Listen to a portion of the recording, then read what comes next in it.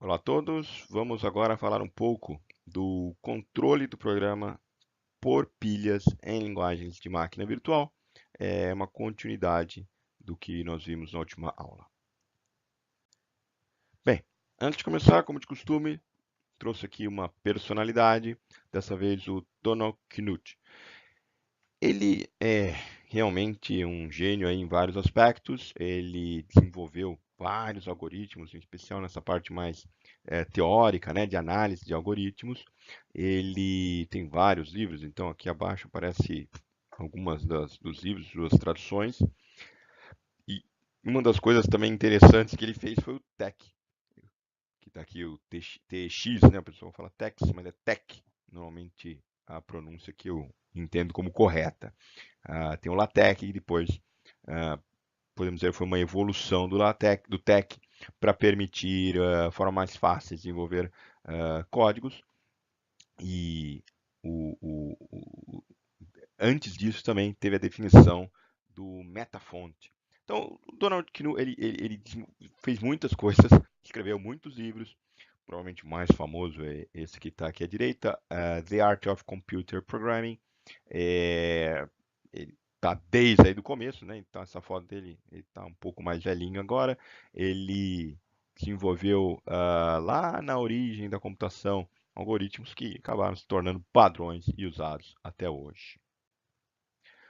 Bem, voltando a falar das linguagens, aqui tem uma explicação de dois formatos aqui que podem ser utilizados em máquinas virtuais de aplicação. Cuidado sempre para não confundir com máquinas virtuais de sistemas, né? VirtualBox, Parallels. Isso aqui é uma máquina virtual de aplicação, onde eu vou rodar um programa que eu desenvolvi, por exemplo, em Java ou em .NET. E tanto Java quanto .NET usam uma arquitetura baseada em pilha, né? Já o Android atual, o ART, ele de fato até lê os arquivos como se fossem execuções em pilha, porém ele converte, ele faz tipo, uma compilação, ele faz uma compilação para a arquitetura nativa. Para quê? Para ganhar um pouquinho mais de performance. Então hoje os aplicativos Android eles demoram um pouquinho mais para instalar. Por quê? Porque eu tenho que baixar da internet, eu compilo no próprio smartphone. O smartphone tem suas limitações para ficar compilando, então demora um pouquinho. Mas depois de compilado, ele vai executar mais rápido, teoricamente. E para um computador, para uma aplicação normal, em geral, não faria tanta diferença. Mas celular, cada vez mais estamos tentando tirar qualquer desempenho dele e você tornando códigos mais eficientes, você acaba gastando menos bateria e tudo mais. Lua, outro exemplo de máquina virtual a registradores também. Você tem que otimizar um pouquinho mais e você consegue tirar mais desempenho. Óbvio, a arquitetura de registradores tem um custo. Ela não é tão elegante, não é tão fácil de desenvolver, é mais complicada. Mas você ganha, de fato, algum desempenho. Bem, como vimos então, tem essa técnica de compilar o código durante o processo de instalação, por exemplo, que é feito no Android atualmente, né? Isso é feito desde a versão do Lollipop, né? O 5.0. E essa compilação ela é executada uma vez só. Você baixou o código, o bytecode lá que veio em pilha, ele é convertido, traduzido para uma linguagem de máquina e aí é executado o código de máquina nativo, ganha-se algum desempenho. Outra possibilidade é essa aqui que está na frente, que é o JIT, Just in Time. Just in Time, Java, por exemplo, faz isso com Dalvik, .NET também. A compilação para a linguagem de máquina é feita durante a execução. O código percebe lá algum hotspot, alguma indicação de que é melhor e compila esse pedaço de código. Então ele vai interpretando, quando necessário ele chama esse código compilado e você otimiza só o ponto de fato que é crítico, não todo o código. São duas estratégias. O Ahead of Time, que é utilizado aí, então pelo Android atual, é interessante para dispositivos, mas você dificulta algumas questões de portabilidade. Então, assim, sempre tem que entender qual que é a melhor técnica, dependendo do caso que você esteja trabalhando. Bem, novamente motivação aqui. Agora um problema aí um pouco mais complicado. Temos aí uma equaçãozinha. Como é que eu vou conseguir fazer essa equação? Dessa vez agora eu tenho raiz quadrada elevado ao quadrado. Então, vamos pensar isso aqui como seria em código. Código de alto nível ainda. Então, teria aqui, se o A for diferente de zero, né? Então, que diz aí a primeira instrução, eu faço essa rotina aqui. Se não, ou seja, se o A é diferente de zero, eu faço essa daqui. Desculpa, se o A é igual a zero, eu faço essa aqui. Ou seja, eu tenho duas possibilidades aí de execução, então eu tenho já uma condição aqui para um para o outro. Aqui dentro também, bem, eu não tenho o raiz quadrada, o potenciação direto na linguagem, então eu chamei aqui tipo essas funçõezinhas aqui. Bem, como é que eu vou avançar aqui? Então, uma possibilidade é traduzir esse código para uma máquina virtual pilha. Perceba aqui que eu vou ter que lidar com operações aritméticas, né? Então, eu tenho aqui vezes, dividir, mais. Então, são operações aritméticas normais, convencionais. Operações booleanas, né? Então, eu tenho aqui um if aqui, né? Que checa se isso aqui é igual ou diferente. Eu vou ter que fazer um fluxo de programa, porque assim, se eu estou aqui e for é igual a zero, eu vou ter que fazer meu código pular para essa execução. Então eu tenho controle de fluxo aqui e subrotinas. Ou seja, eu chamei uma função, a função sqrt é uma, e a função para elevar ao quadrado aqui, a função power, power para 2, é algo que eu estou chamando externamente. Bem, primeira coisa, subrotina, função, procedimentos, tem aqui um texto descrevendo, são basicamente as mesmas ideias em diferentes contextos, tá? Se eu tiver, obviamente, numa linguagem orientada a objeto, eu vou chamar de método, tá? Mais um termo aí. Subrotina se usava muito antigamente, hoje se fala muito em função, você tem declaração de function, procedimento, por exemplo, em Pascal se falava procedimento. Então, são essas chamadas que eu saio do fluxo normal de execução, executo alguma coisa, normalmente tem um retorno, e utilizo o retorno disso para fazer algum cálculo ou algo, né? No caso, subrotina me parece um termo bem neutro, então vou tentar usar subrotina quando for mais apropriado aqui. Bem, razão aí das subrotinas. Para que eu preciso de subrotinas? Bem, um exemplo é o sqrt power, ou seja, eu preciso fazer um cálculo mais complicado, não faz sentido eu ter um código todo corrido, isso daí é complicado, né, gente? Programar em assembly, tudo isso, professor, ou mesmo em linguagem de máquina virtual pilha, é complicado. Então, qual que é o ideal? É tentar fazer um bloquinho de código que trata isso, que são justamente as subrotinas, tá? Percebam que eu posso ter subrotinas chamando outras subrotinas ou chamando ela mesma, que é a recursão, ou seja, essa minha rotina, chamando ela, eu normalmente boto com critério de parado, senão isso vai entrar no loop infinito. Isso é uma técnica muito conveniente de programação. Algumas linguagens muito antigas nem suportavam, porque tem suas dificuldades de implementação, então o Fortran, lá, os primeiros Fortrans não suportavam isso. Hoje, as linguagens a princípio suportam, algumas com mais otimização, outras com menos, mas recursão é algo conveniente e as linguagens, então, de alto nível, todas querem ter, e tem. Vamos agora falar aqui como que eu poderia fazer uma subrotina funcionar, como que é essa chamada. Vamos usar o contexto que nós vamos ter aqui, que é de pilha, de uma máquina pilha. Então, tenha isso em mente. Bem, a primeira coisa que eu preciso é passar os parâmetros. Então, por exemplo, eu poderia colocar os parâmetros que eu quero passar para essa minha subrotina na pilha. Então, por exemplo, lá tinha a função de potenciação, né? Então, é um dado elevado a outro. Eu boto esse dado e esse outro na pilha, e aí eu posso chamar a minha rotina depois. Antes disso, o que é interessante eu fazer? Bem, como eu vou estar deslocando a execução do meu código de um lugar para outro, é ideal eu tentar salvar o estado, né, todos os valores das variáveis e tudo mais, para quando voltar, tiver do jeito que estava antes da chamada. Então, eu vou salvar o estado da rotina. Salvo possíveis ponteiros locais, qualquer ponteiro, por exemplo, para os argumentos, que eu estava pegando entrada de uma função, onde que eu vou estar com o meu stack pointer, né? Ou seja, salvar tudo que for necessário. vou ter que alocar espaço para as variáveis locais e subrotinas, ou seja, como eu vou estar na minha pilha chamando uma nova execução, muitas vezes eu tenho variáveis locais, né? Aquelas intermediárias que a gente usa para fazer durante o cálculo dos programas.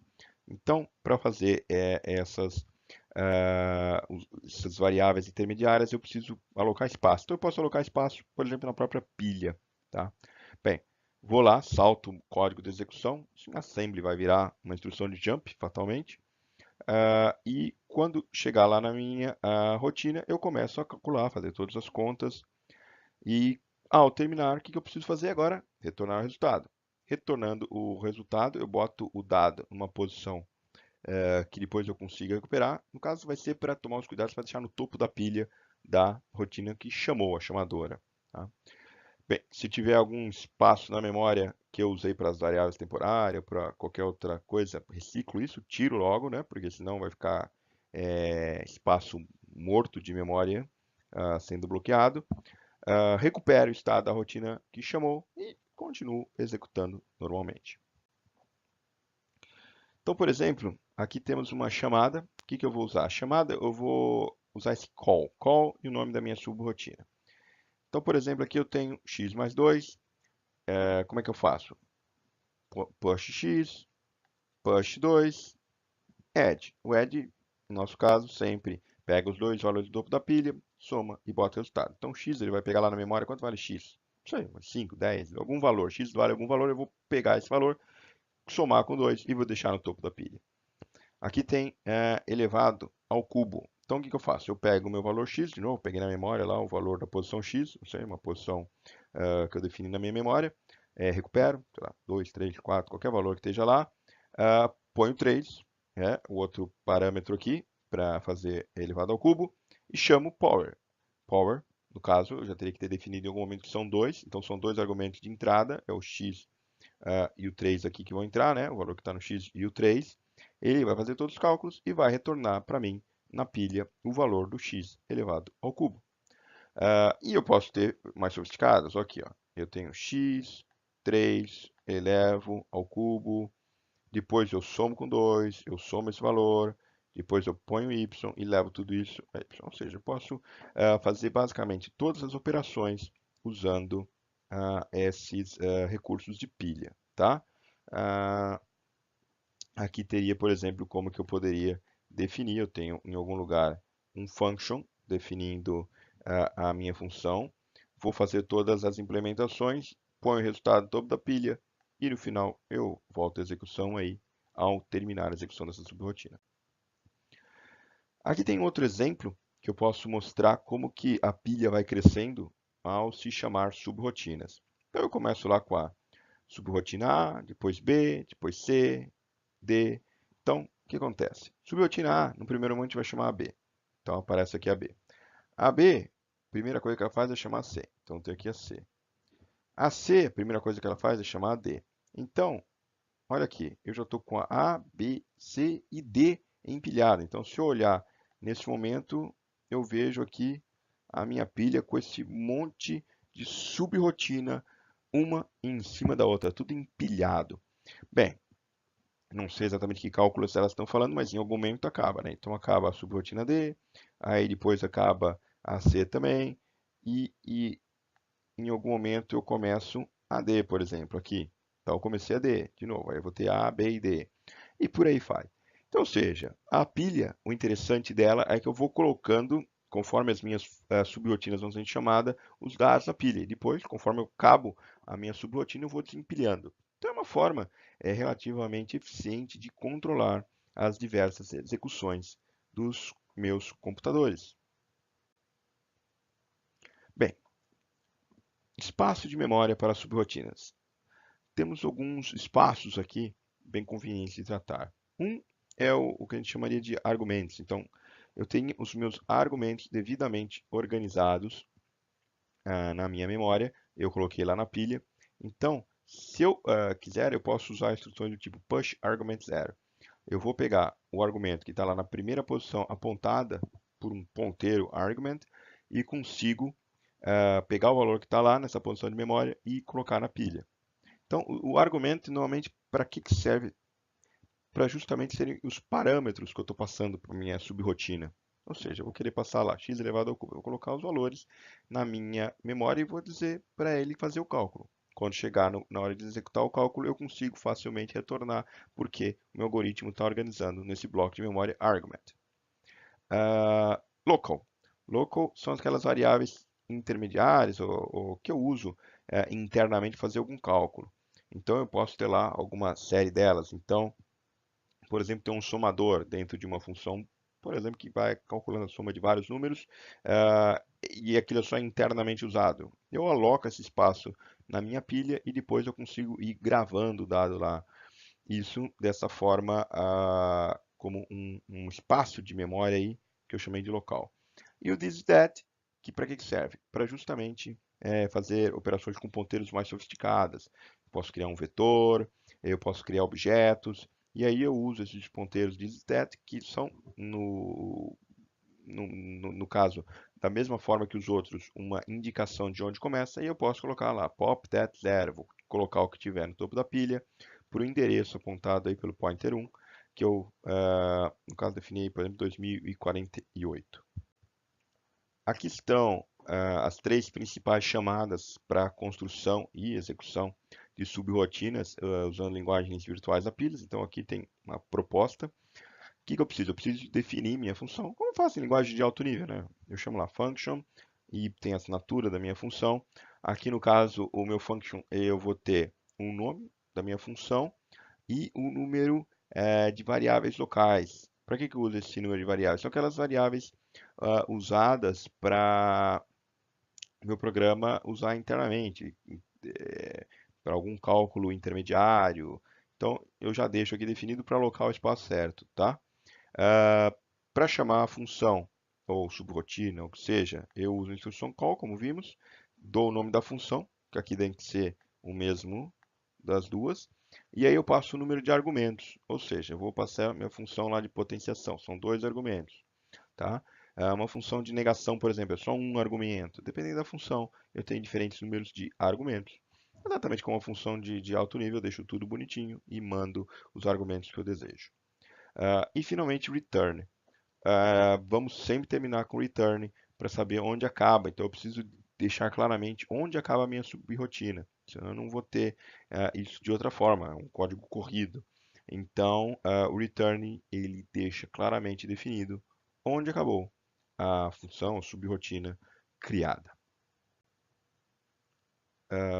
Temos aqui agora uma outra estrutura de programa em alto nível. Então, estamos vendo aqui uma classe com variáveis, parâmetros, funções, métodos, uma outra menor aqui embaixo. E qual que é a ideia? Temos aqui uma tradução para o que vai mais ou menos virar na nossa linguagem de máquina virtual pilha. Então, quando eu crio lá static int x123, eu vou ter na minha pilha uma lista de variáveis estáticas, tá? Elas ficam lá estáticas, inclusive são compartilhadas pela classe inteira.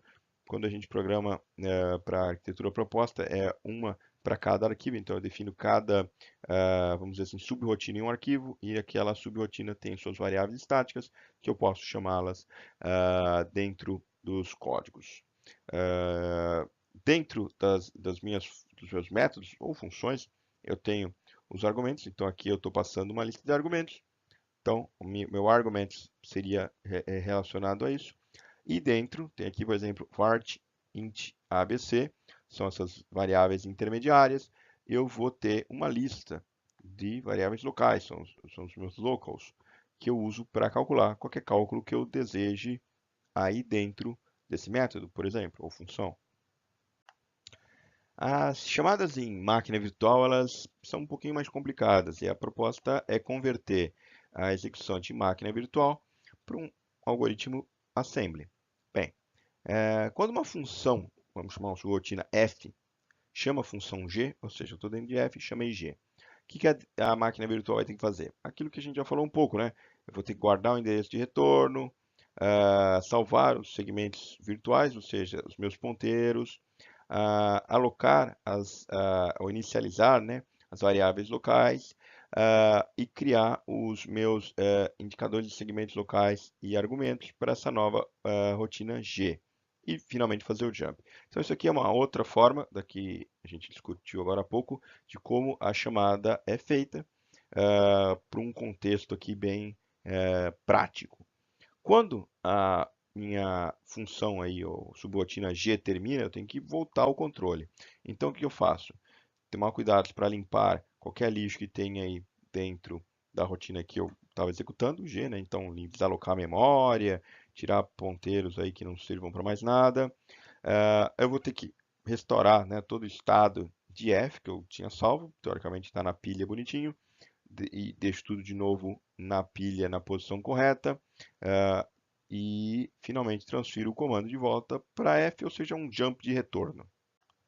Aqui está uma imagem que mostra como funciona a memória, no caso a memória RAM do computador, e como que os dados vão sendo gerenciados, né, os ponteiros vão sendo criados e destruídos.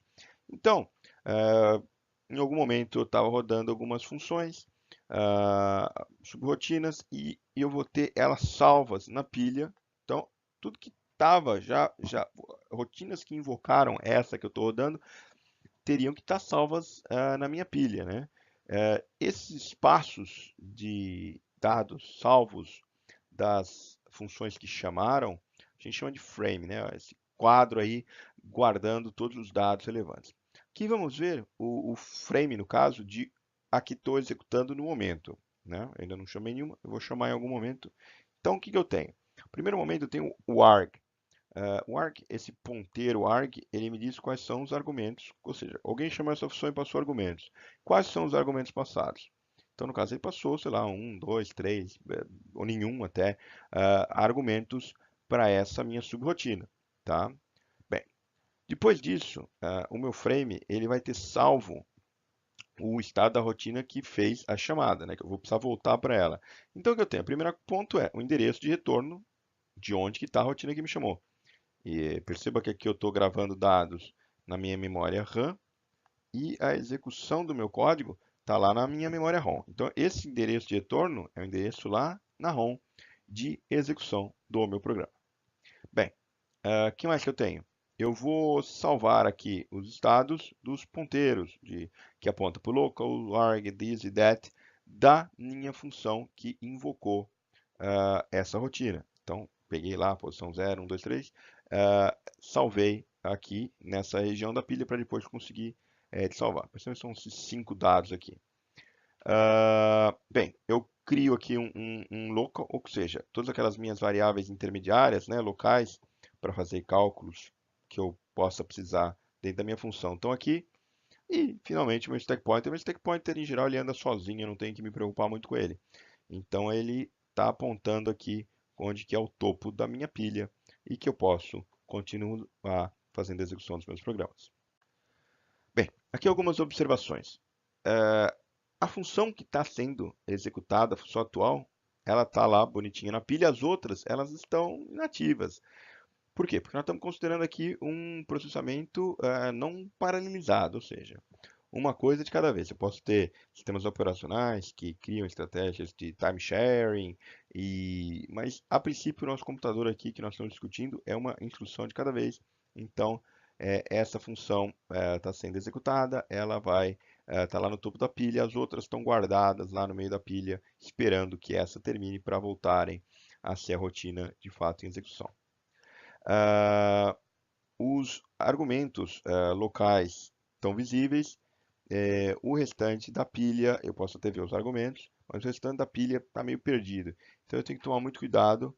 Uma implementação normal, eu não conseguiria ver os outros dados, a menos que eu salve em posições certas da memória e tome os cuidados para ir passando por argumentos e não perder isso. Ou, se a gente for fazer por orientação a objeto, os ponteiros dizem estarem com isso bem salvo e com cuidado.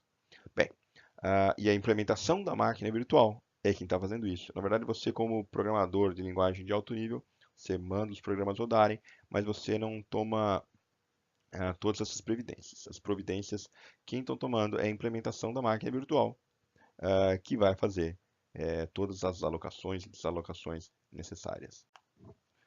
Quando eu ligo meu computador, ele faz uma série de rotinas aí para cuidar, para ver se a memória está direitinho, se o meu hardware está certo, se não tem nenhum problema. Isso é uma rotina de bootstrap, ou seja, eu vou começar o meu computador e eu tenho que deixar ele mais ou menos pronto para de fato fazer o cálculo que eu vou querer e todas as operações, né? Hoje os computadores são bem evoluídos, então sistemas operacionais super distribuídos.